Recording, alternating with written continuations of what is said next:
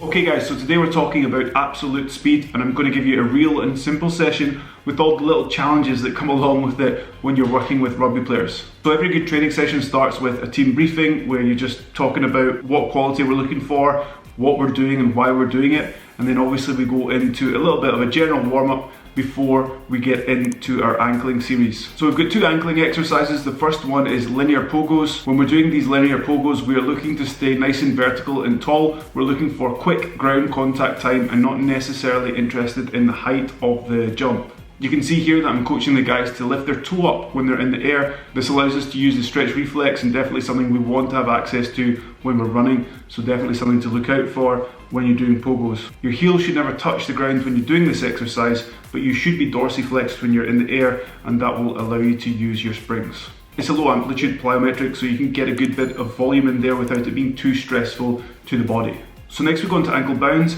and we can see there's a few different strategies going on here with the guys. So when you're doing ankle bounds, what you're trying to do is imagine a small circle underneath your center of mass, alright, and you're not allowed to step outside that circle, so you're not overextending.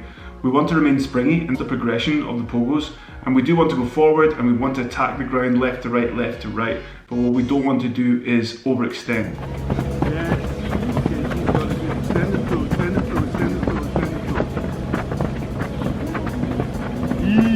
Okay. So next we go into the skipping variation, which is great for technique, but also really good for just conditioning the tissue and getting warm before we go into the faster drills. So here I'm looking for the athletes to stay tall, but not leaning back. I'm looking for a cyclical motion in the legs, and I tell them to extend and then actively pull back. So extend and pull, not overextend, and if I see that, I'll coach that out of them.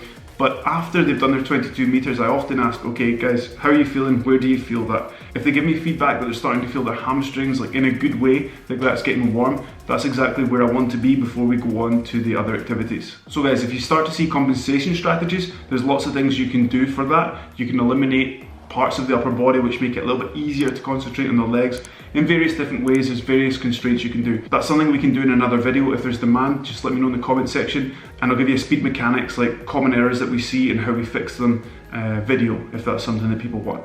From there we did A runs with a step over. Here we're looking to stay tall through the chest, so we're looking to stay reasonably vertical. Again, in this drill we're looking for a cyclical motion of the legs, which is the theme throughout this session because we're working on top end speed. And it's another great one which can build intensity. I tend to let the guys go for 22 meters and then just stride out staying tall until we get to the 40 meters. So guys, this is why I love working with rugby players. You can see clearly there's a variance within the group because we're not all the same position here. This is a speed top up which we did on the week off. So we had a mix of roles. We had from hookers all the way through to fullbacks. So it keeps it interesting as a coach because you're not going to see the exact same thing. For example, fullbacks and wingers might be slightly more aesthetic when they run than, say, the front line.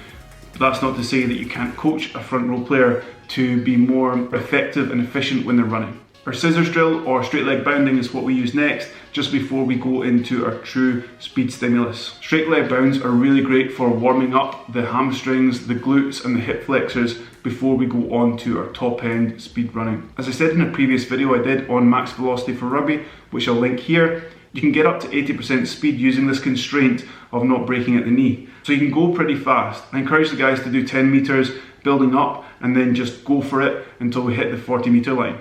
So the main drill for this session was a flying 22 meter to 50 meter run. So they got a good start, and I wanted them to hit that 22 meters already as fast as they can and maintain that all the way through to the halfway line. Now we use the Witty gates to give feedback to drive intent. That's one of the great things about technology, giving instant feedback. An athlete knows how much they're pushing or not pushing. There's competition within the group, but also competition between each and every rep. So you're just giving that feedback to, say, a winger who's already going to be faster than a hooker, I hope, and ensuring that he is running as fast on his second and third, and giving him that feedback drives intent. So it's the same thing you can do with velocity-based training in the gym. You can do that out in the pitch. Now we're using the Witty gates, but you can do this with a stopwatch, or you can just pair people up and have them compete that way. It's important that there's some sort of competition when you're working, I think, with rugby players, because they're not professional sprinters, although they're in a running-based sport, but it's not only running that they do.